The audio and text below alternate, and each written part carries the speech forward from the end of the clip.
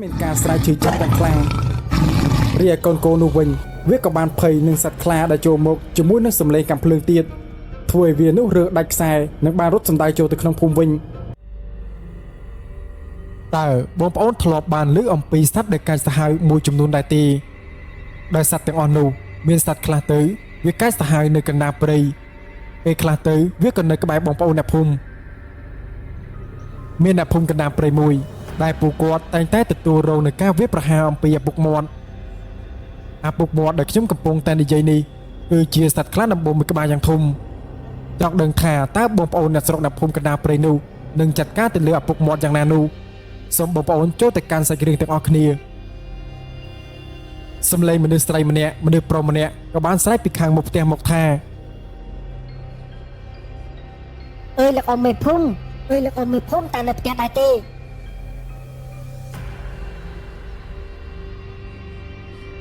បាទខ្ញុំនៅលើឯផ្ទះនេះទេហើយតើបងប្អូនមានរឿងអីដែរបានមករកស្រែកចម្ព្រឹកបែបនេះ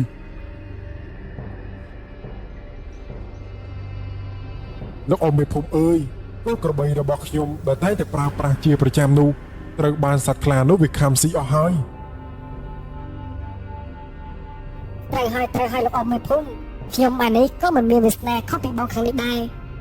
សត្វសេះរបស់ខ្ញុំដែលតែងតែរកស៊ីជាប្រចាំថ្ងៃអំពីការដឹកអីវ៉ាន់មួយចំនួននោះក៏ត្រូវបានអាខ្លាមួយក្បាលនោះខំហៅស៊ីដែរតើខ្ញុំទៅរំពឹងអីទៅ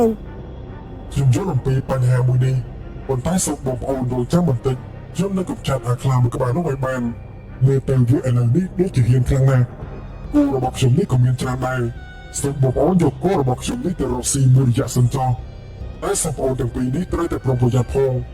ព្រោះថាសារជាតិជាសត្វខ្លាតែកាលណាវាបានស៊ីនៅសត្វហើយនោះវាប្រកបជាញ៉ាំនៅក្នុងការប្រមាញ់ខ្លាំងណាស់ក្រោយអំពីលោកអ៊ំមេភូមិដែលបានជួយសម្រួលពួកគេហើយនោះអ្នកទាំងពីរដែលបានមកនោះគេក៏បានធ្វើដំណើរត្រឡប់ទៅផ្ទះវិញរៀងៗខ្លួនងាកមកមើលលោកអ៊ំមេភូមិវិញបន្ទាប់ពីបរិសុទ្ធស្ត្រីម្នាក់នោះបានដើរទៅបាត់គាត់កំពុងតែអង្គុយគិតអំពីយុទ្ធសាស្ត្រក្នុងការចាត់ការទៅលើឪពុកមាត់មួយក្បាលនោះដោយរបៀបណាមួយស្របក់ក្រោយមកប្រពន្ធរបស់គាត់ដែលឃើញប្តីកំពុងតែអង្គុយគិតបែបនេះគាត់ក៏បានចូលមកសួរថាវាធ្វើមកបែបនេះកំពុងតែមានបញ្ហាអ្វីមែនទេខ្ញុំទើបតែមកពីផ្សារនៅខាងចុងភូមិឯណោះខ្ញុំក៏មានដំណឹងមកប្រាប់ពួកវាដែរព្រឹកមិញនេះខ្ញុំបានលើបងប្អូនអ្នកភូមិយើងនិយាយគ្នាអំពីសត្វខ្លាមួយក្បាលមកវាយប្រហារសត្វចិញ្ចឹមរបស់បងប្អូនអ្នកភូមិយើងនឹងឲ្យម៉ែវាជាបញ្ហាដែលខ្ញុំកំពុងតែគិតនោះ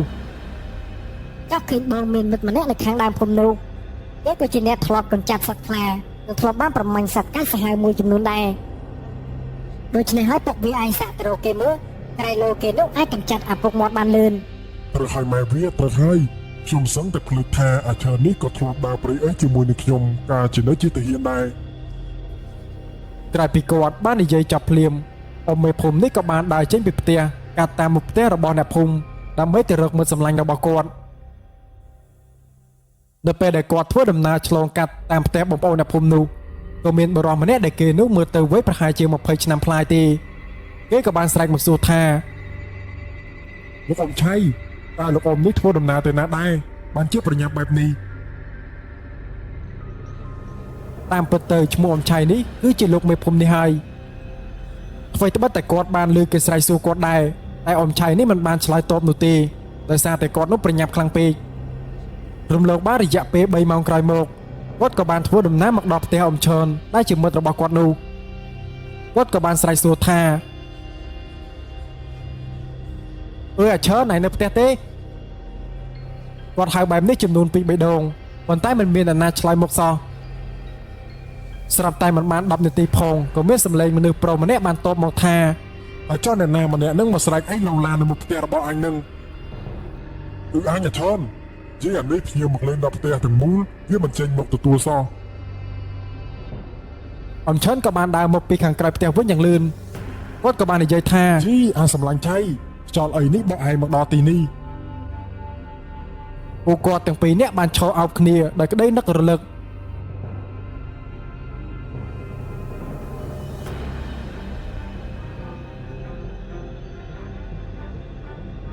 ប៉ុណ្ណឹងបានហើយឯងមិនហៅយើងទៅអង្គុយលេងមុខផ្ទះរបស់ឯងទេអីដោយផ្ទះរបស់អ៊ំឈិននេះគឺទូចល្មមនោះទេ ông trơn cốt cả ban để dây xua sục tục kia bình tĩnh rồi một cốt cả ban số ông trai tha và tam dương cô anh ní một đấy mình mềm một ly dương tê và con chỉ miệng ấy 12 được ấy mà bỏ tì ni anh ní bất chợt đằng chật dương bình một men anh lan chơi trò nà chứ đi chơi sạch ca tại một đồn mười dạ một ni rục phùm được bỏ dưới men clan nằm bộ một cái bá dạng thùng với ban một ọc lục nạp phùm dương dương một đấy đầm bầy ấy chui dương nà rô tha nạp phùm được bỏ dương ní được bỏ đại miếng cầm lang cầm hàng nu với ban chính từ rọc siêu chngay ở hai đôi chân này hỏi tập dương một đấy mà được anh ở chui nâng ó mà này tê chạm dưới tới chui cầm chặt vía nam mũi dương ní mũi đi chạm cài một ni bánh bán tại sạch chụp bầy sạch lụt tại phần nâu hành bánประมาณ sạch khá chỉ dù nằm hai ถ้าใช้ไอ้นิกกระทาเอายังเต้กำจัดเบี้ยในไงนะใดเตยเลยตั้งแต่มาโดนเตยมาเยอะเหมือนเตยเต้กับอาคลามกบานุเยอะน้ำประมาณหนับคุมยิ่งจะเชื่อมันแคนมันไอเตียนจังโรธาสโรยริบจอมดันแต่พอง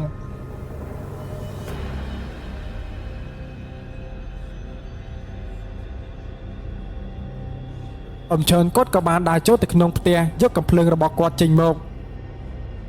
บรรทปีนุโมกอุกอดตั้งปีเนี้ยกบาลได้หมักดอกเตียระบอกอมชัยได้จิมีพรมนิวิน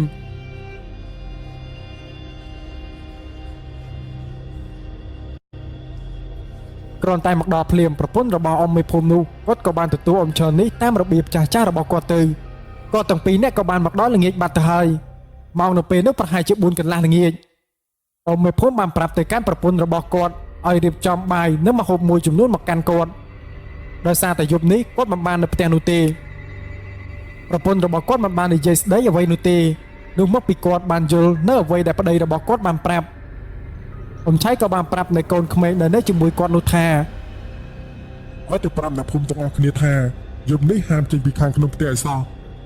มันต้องไว้จุบานคืนเอาไว้บานเรือไว้ก็ได้รวมจำเปลือกล้างเติบจริงมาบานบ้านหนึ่งแนวมาสนับยืงคอยลุยจริงมาขังกายนูในเปย์ยุบนุ๊กเยอะหนึ่งบันบำบัดจึงมันท่าแต่นุ๊กจะใส่เชียมระบายยืงก็ได้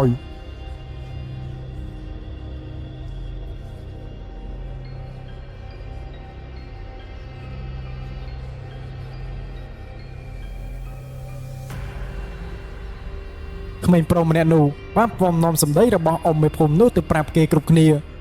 แนวพรมเปิดแน่คือเกสดับตามสมได้ระบอมไม่พรมโรธากดในใจแบบนั้นคือแบบหนึ่ง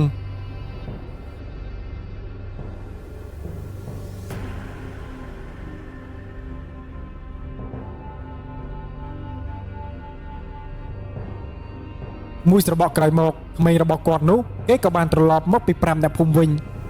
กดกบาลในใจแท้ไอ้ไงนี้คือจับโกนเกยตกไอ้ยังบุญพองอ๋อมาខ្ញុំចាប់កូនគោមកធ្វើអីថ្ងៃស្អែកនេះឯងគង់តែដឹងទេក្មេងមានអ្នកនោះគេមិននិយាយអ្វីទៀតនោះទេគេក៏បានរត់ទៅធ្វើអ្វីដែលអ៊ំមេភូមិនោះបានប្រាប់ពិតមែនមិនយូរប៉ុន្មានពួកគាត់ទាំងពីរនាក់ក៏បានធ្វើដំណើរមកដល់មាត់ព្រៃដែលជាកន្លែងដែលគាត់តែងតែធ្លាប់បានឃើញអាពុកមាត់នោះដើរឆ្លងកាត់ទីនោះជាប្រចាំគាត់ទៅនោះគឺមានកាំភ្លើងម្នាក់មួយដើមតែម្ដងជាពិសេសនោះគាត់ក៏បានយកកូនគោមួយក្បាលទៅជាមួយគាត់ដែរកូនគោមួយក្បាលនោះគាត់យកមកធ្វើជានួនបញ្ឆោតសម្រាប់ឲ្យខ្លាដំបងមួយក្បាលនោះចេញមកผมเชิญก็បាននិយាយថាយើងគួរតែធ្វើធ្នាក់ដែរឬអត់បងគឺធ្វើតែឥឡូវនេះឯងជួយយកកូនគោនេះទៅចងនៅកន្លែងដើមឈើមួយដើមនោះទៅយើងជឿថាឪពុកមាត់យប់នេះវាប្រកាសជាចេញមកអំឆៃគាត់ក៏បានយកកូនគោនោះទៅចងពិតមែនហើយគាត់ក៏បានត្រឡប់មកវិញម៉ោងក៏បានចូលមកដល់ម៉ោង 6 ល្ងាចល្មមពួកគាត់ទាំងពីរនាក់បានចាប់ផ្ដើមសង់ធ្នាក់សង់អីរួចរាល់គាត់ក៏បានប្រមូលយកអីវ៉ាន់របស់គាត់នោះយកទៅខាងលើតែមុននឹងយកទៅអំឈើនគាត់ក៏បានយកដៃរបស់គាត់នោះទៅលុបដានជើងរបស់គាត់ធ្វើបែបនេះដើម្បីកុំឲ្យសត្វមួយចំនួនដឹងថាពួកគាត់នោះគឺមកដល់ទីនេះជាពិសេសនោះគឺជាសត្វខ្លាវាឆ្លាតខ្លាំងណាស់ក្នុងការហាត់ក្លិនដឹងនៅក្លិនរបស់មនុស្សណាដែលមកតំបន់របស់វាបែបនេះសម្លេងសត្វចង្រិតនៅក្នុងព្រៃនេះគឺវាយំធម្មតាមកដល់មកប្រហែលជា 9 យប់ហើយនៅមិនទាន់មានសកម្មភាពអ្វីកើតឡើងនោះទេបរិយាកាសដែលនៅជុំវិញនោះគឺវាធម្មតាអំឆៃអំឈើនេះគាត់ក៏បានងាកទៅទិសខាងកើតស្រាប់តែបានឃើញភ្លើងព្រាយ 4 ទៅ 5 ក្បាលកំពុងតែហោះមកក្បែរគាត់ ដែលចម្ងាយនោះមិនឆ្ងាយពីពួកគាត់ប្រមាណនោះទេប្រហែលជាត្រឹមតែ10ម៉ែត្រទៅ20ម៉ែត្រតែប៉ុណ្ណោះសំឡេងអ្វីម្យ៉ាងបានក្រហឹមចេញមកចំណែកឯកូនគោវាគិតតែស្រែករកមេរបស់វាតាមពិតទៅពួកអ៊ំទាំងពីរនាក់នេះក៏អាណិតទៅដល់កូនគោដែរដែលត្រូវបែកពីមេរបស់វានោះក្រឡេកមកមើលសំឡេងដែលពួកគាត់ឮនោះវិញធ្វើឲ្យសពសត្វមួយចំនួនដែលបានស្រែកយំនៅពេលរាត្រីនោះក៏បានបាត់យំសូម្បីតែព្រាយដែលបានហោះមកក្បែរគាត់នោះវាគ្រាន់តែបានឮសំឡេងនោះវាក៏បានហោះទៅវិញបានហាក់បីដូចជាសំឡេងដែលបានឮនេះមានឫទ្ធិអំណាចខ្លាំងណាស់អញ្ចឹងអ៊ំឆៃក៏បាននិយាយទៅកាន់អ៊ំឈឿនថាសំឡេងដែលយើងបានលើនេះវាច្បាស់ណាស់ប្រកាសជាឪពុកមាត់នេះហើយហើយប្រុងប្រយ័ត្នវាផងគាត់និយាយគ្នានេះគឺគាត់និយាយខ្សឹបនោះទេពួកគាត់ទាំងពីរនាក់ក៏បានឃើញស្រមោលអ្វីម្យ៉ាងនៅក្បែរគោឈើមួយនៅពេលដែលស្រមោលនោះបានដើរចេញមកធ្វើឲ្យគាត់នោះបានឃើញសត្វខ្លាដំបូងមួយក្បាលយ៉ាងធំបានដើរចេញមកដែរ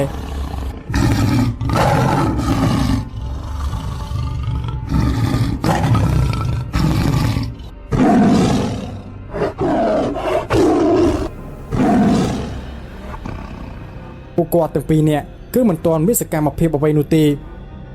មូលហេតុនោះគឺដោយសារតែសត្វខ្លាមួយក្បាលនោះវាបានដើរតម្រង់ទៅកាន់កូនគោមួយក្បាលដែលអ៊ំឈឿននោះបានយកទៅចងខ្លាដ៏ធំមួយក្បាលនោះវាក៏បានរត់ហក់ទៅខាំកូនគោនោះប៉ុន្តែអ៊ំឈឿននេះគាត់គឺជាមនុស្សដែលមានភ្នែករហ័សក៏បានបាញ់មួយគ្រាប់សំដៅទៅលើខ្លាមួយក្បាលនោះចំកណ្ដាលពោះធ្វើឲ្យវាមានការស្រែកឈឺចាប់យ៉ាងខ្លាំងរីឯកូនគោនោះវិញវាក៏បានភ័យនឹងសត្វខ្លាដែលចូលមកជាមួយនឹងសម្លេងកាំភ្លើងទៀតធ្វើឲ្យវានោះរើដាច់ខ្សែនិងបានរត់សំដៅចូលទៅក្នុងភូមិវិញបន្ទាប់ពីអ៊ំឆៃបានឃើញខ្លាមួយក្បាលនោះដើរមិនសូវជារួចនោះហើយគាត់ក៏បានថែមមួយគ្រាប់ទៀតចំកណ្ដាលក្បាលខ្លានោះយកតែម្ដងមួយគ្រាប់នេះធ្វើឲ្យខ្លានោះបានដួលដេកទៅនឹងដីអ៊ំឈឿនដែលឃើញថាខ្លានោះដឹកដកដង្ហើមតិចគាត់ក៏បានទើមួយគ្រាប់ទៀតដើម្បីផ្ដាច់អាយុជីវិតឪពុកមាត់នោះយកតែម្ដងទម្រាំតែពួកគាត់អាចយកឈ្នះឪពុកមាត់នេះបានពេលវេលានោះគឺចូលមកដល់ម៉ោង1យប់បាត់ទៅហើយបើទោះបីជាពួកគាត់បានសម្លាប់សត្វខ្លានោះងាប់ពិតមែនក៏ពួកគាត់នោះមិនទាន់ចុះពីដីភ្លាមនោះដែរនេះគឺជារបៀបនៃព្រានព្រៃគេតែងតែធ្វើបែបហ្នឹងធ្វើឲ្យគាត់នេះចាំផ្ដើមមានអាការៈញាប់ញ័រជាខ្លាំងពេលនោះគាត់ក៏ស្រាប់តែងាកទៅបន្តិចអ្វីដែលគាត់ឃើញនោះគឺជាខ្មោចរបស់អាក្តាមគឺអាក្តាមណាលោកបងវាមកលោកខ្ញុំយប់អើយយប់យន់យប់នេះអញគ្មានប្រពន្ធព្រោះតែអញនេះប្រមឹកពេកយប់ខ្លះរងាខ្លាំងពេកក៏ទៅដេកឲ្យឆ្កែលិតមាត់យប់នេះក៏ផឹកមិនសូវជាទៀងទាត់រួចក៏ផ្លាត់ទៅដេកនឹងទ្រង់ជ្រូកហើយអញបន្ទាប់អំពីអ៊ំឆៃនិងអ៊ំឈនបានយកឈ្នះសត្វខ្លាមួយក្បាលនោះមកពួកគាត់ទាំងពីរនាក់ក៏បានត្រឡប់ទៅកាន់ផ្ទះលោកអ៊ំមេភូមិឆៃនោះវិញនៅពេលដែលទៅដល់នោះដោយសារតែពេលព្រឹកផងគាត់បានឃើញប្រពន្ធរបស់គាត់នោះគឺកំពុងតែបាច់អង្ករឲ្យមន្ទាដែលនៅមុខផ្ទះរបស់គាត់ស៊ីនេះគឺជាទម្លាប់របស់ប្រពន្ធលោកអ៊ំមេភូមិឆៃទៅហើយប្រពន្ធលោកអ៊ំមេភូមិឆៃនោះគ្រាន់តែឃើញប្តីរបស់ខ្លួនមកដល់ភ្លាមគាត់ក៏បានសួរថាពុកវាយ៉ាងម៉េចហើយមានត្រូវរបួសលើរាងកាយទេហើយតាសត្វខ្លាមួយក្បាលនោះវាខ្សែជីវិតហើយឬនៅអាខ្លាមួយក្បាលនោះត្រូវបានខ្ជុំហើយនឹងអាឈើនេះបានបាញ់សម្លាប់បាត់ហើយត្រូវឲ្យបងស្រីបងមេភូមិនេះពិតជាមិនធម្មតាទេឯងនេះកុំមកសរសើរយើងពេកកិច្ចការទៅដោយរលូននោះក៏ដោយសារតែឯងដែរពួកគាត់ទាំងពីរនាក់ក៏បានសើចនៅពេលដែលគាត់និយាយចប់ប្រពន្ធរបស់លោកអ៊ំមេភូមិឆៃនោះក៏បាននាំពួកគាត់ទាំងពីរនាក់នេះដើម្បីមកអង្គុយនៅមុខផ្ទះរបស់គាត់ព្រោះថាប្រពន្ធរបស់លោកអ៊ំមេភូមិឆៃនេះគាត់បានរៀបបាយនឹងម្ហូបមួយចំនួនសម្រាប់ប្តីនិងអ៊ំឈននេះរួចជាស្រេចពួកគាត់ទាំងពីរនាក់នេះក៏បាននាំគ្នាអង្គុយហូបបាយតាមរបៀបចាស់ទុំរបស់ពួកគាត់គ្រាន់តែគាត់ហូបបាយបានមួយសន្ទុះក៏ស្រាប់តែមានបរិសុទ្ធវ័យចំណាស់ម្នាក់នោះគេក៏បានរត់មកដោយទឹកមុខយ៉ាងស្លេកស្លាំងអ៊ំមេភូមិគ្រាន់តែឃើញបែបនេះក៏បានពោលទៅកាន់បរិសុទ្ធម្នាក់នោះថារិទ្ធឯងរត់មកមានការអីមែនទេដោយមើលទៅកាន់បរិសុទ្ធឈ្មោះរិទ្ធនោះគេឈរដកដង្ហើមសឹងតែមិនដល់គ្នាអ៊ំមេភូមិនោះក៏បានបន្ថែមទៀតថាមិនន័យទេឯងនិយាយមួយមកលោកអ៊ំមេភូមិអើយអាក្តាមដែលជាក្មេងតែងតែខ្វៀលគោនៅឯវាជើងនោះត្រូវបានរន្ទះបាញ់ស្លាប់បាត់ហើយថាម៉េចអាក្តាមត្រូវរន្ទះបាញ់ អ៊ំឆៃនិងអ៊ំឈរនោះគ្រាន់តែលើបែបនេះពួកគាត់ទាំងពីរនាក់នោះក៏បានធ្វើដំណើរចេញទៅទាំងដែលគាត់នោះគឺមិនទាន់បានហូបបាយហើយផងពួកគាត់ត្រូវធ្វើដំណើរឆ្លងកាត់ភូមិផងព្រៃផងតម្រាំតែទៅដល់កន្លែងដែលអាក្តាមនោះគឺត្រូវរន្ទះបាញ់ស្លាប់នៅពេលដែលពួកគាត់ទាំងពីរនាក់បានទៅដល់ឃើញថាមានអ្នកភូមិជាច្រើននោះបានឈរមើលទៅកាន់សាកសពក្មេងនោះសំឡេងស្រែកយំរបស់លោកយាយម្នាក់នោះក៏បានបន្លឺឡើងមកដែលគាត់នោះគឺជាយាយរបស់អាក្តាមនេះវាគឺជាក្មេងកំព្រាម៉ែឪតាំងពីក្មេងមកហើយត្រូវបានលោកយាយនេះគឺអាណិតវាក៏បានយកវានេះមកចិញ្ចឹមទៀតសោតអាក្តាមនេះក៏ជាក្មេងល្អផងដែរប៉ុន្តែប្រេងវាសនាគឺមិនសន្តោសប្រណីដល់គេសោះបែរជាឲ្យគេនេះស្លាប់ទាំងវ័យក្មេងបែបនេះលោកអ៊ំមេភូមិឆៃនោះក៏បានពោលទៅកាន់លោកយាយដែលត្រូវជាយាយរបស់អាក្តាមនោះថាលោកយាយអើយកាត់ចិត្តបន្តិចទៅមនុស្សកើតមកក៏មានទៅវិញដែរនេះជារឿងធម្មជាតិទេ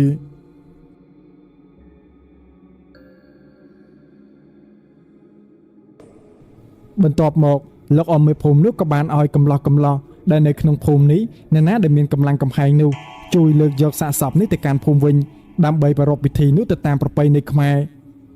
អ្នកកំឡោះទាំងប្រមាណអ្នកនោះក៏បានយកកន្ទេលទៅដាក់ពីក្រោមសពនិងបានលើកយកទៅអ៊ំឈនដែលទៅជាមួយនឹងគាត់នោះក៏បាននិយាយទៅកាន់អ៊ំមេភូមិថា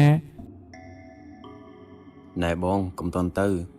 បងមិនធ្វើពិធីហើយប្រលឹងទេអីព្រោះថាខ្មោចនេះជាខ្មោចតៃហុងណាបងយើងនេះក៏សឹងតែភ្លេចហើយ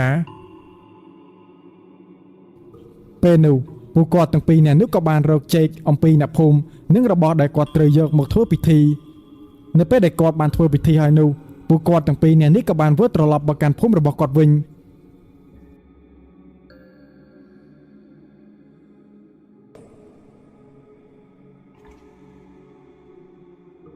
អ្នកភូមិកណ្ដាលព្រៃនេះពិតជាមនុស្សដែលចេះជួយគ្នាខ្លាំងណាស់នៅពេលដែលមានកម្មវិធីបុណ្យឬមួយក៏អ្នកណាដែលជួបទុក្ខលំបាកនោះ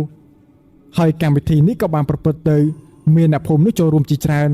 ដែលកម្មវិធីនេះបានធ្វើនៅផ្ទះលោកយាយតែម្ដងប៉ុន្តែសាកសពអាក្តាមនោះគឺមិនបានត្រូវគេនោះយកទៅដាក់នៅក្នុងផ្ទះទេ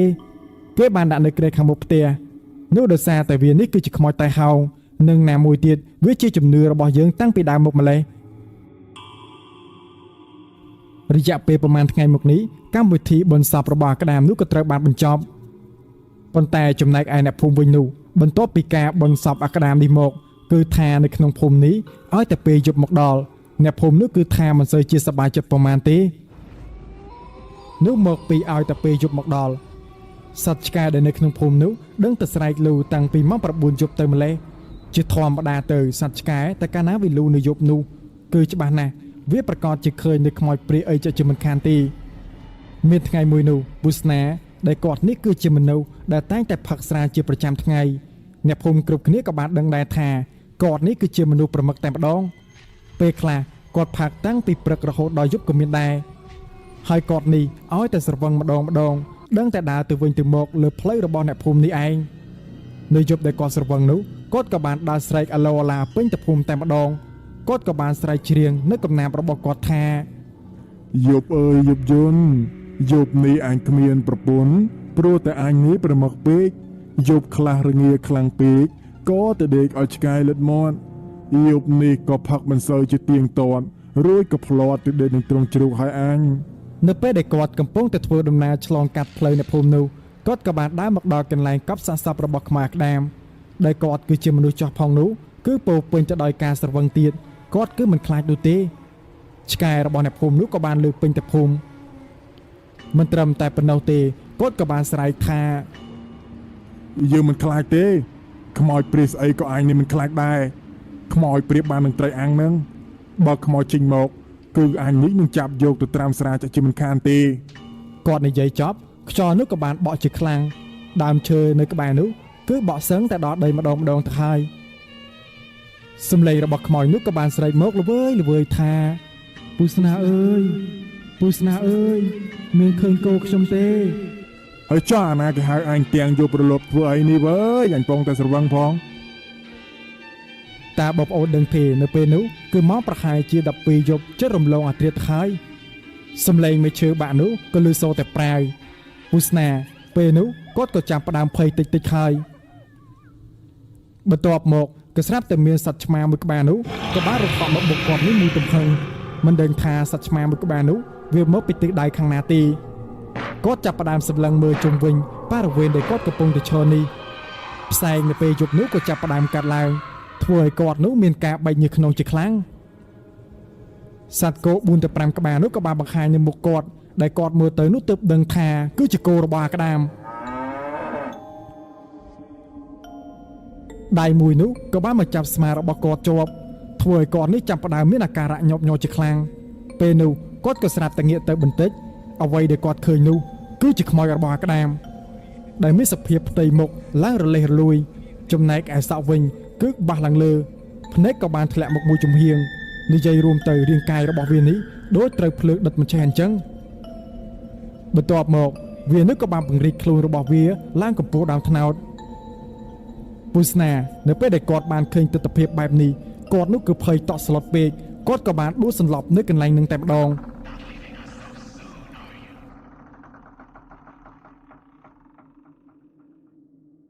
លុះមកដល់ពេលព្រឹកឡើងមានក្មេងៗមួយចំនួននោះក៏បានយកគោទៅចងដូចសពម្ដងហើយពួកគេនេះក៏បានឃើញពុស្នាដេកនៅកន្លែងផ្លូវដែលពួកគេនេះតែងតែយកគោទៅចងជាប្រចាំថ្ងៃ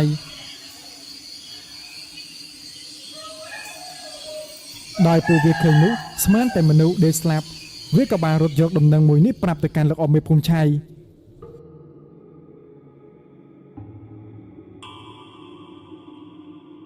មិនយូរប៉ុន្មានអ៊ំមេភូមិឆៃនិងអ៊ំឈរនោះគាត់ក៏បានមកដល់គាត់ក៏បានចាប់ទាញពុស្នានេះមើលទៅគឺថាគាត់នឹងមានដង្ហើមទេអ៊ំមេភូមិនោះគាត់ក៏បានយកទឹកមួយត្រឡោកគឺជះទៅលើមុខពុស្នាត្រឹមតែប្រហែលជា10នាទីទេគាត់នោះក៏បានដឹងខ្លួនមកអ៊ំឆៃក៏បានសួរទៅកាន់ពុស្នាថាអាស្នាតើឯងហេតុអ្វីមកដេកនៅត្រង់នេះគឺអាក្តាមនៅលោកបងវាមកលោកខ្ញុំប្រហែលជាឯងនេះហើយគឺនិយាយប្រមាថគេបានជាមានរឿងនេះកើតឡើងមិនអីទេចាំយើងនេះស្រោចទឹករំដោះគ្រោះឲ្យឯងហើយយើងនឹងបបួលអ្នកភូមិមួយចំនួននេះធ្វើបន់អាក្តាមបើមិនដូច្នេះទេប្រកាសណាស់អ្នកភូមិរបស់យើងនេះគឺមិនអាចរស់នៅដោយសេចក្តីសុខបានទេហើយសាច់រឿងរបស់យើងនោះក៏សូមតែបញ្ចប់ត្រឹមនឹង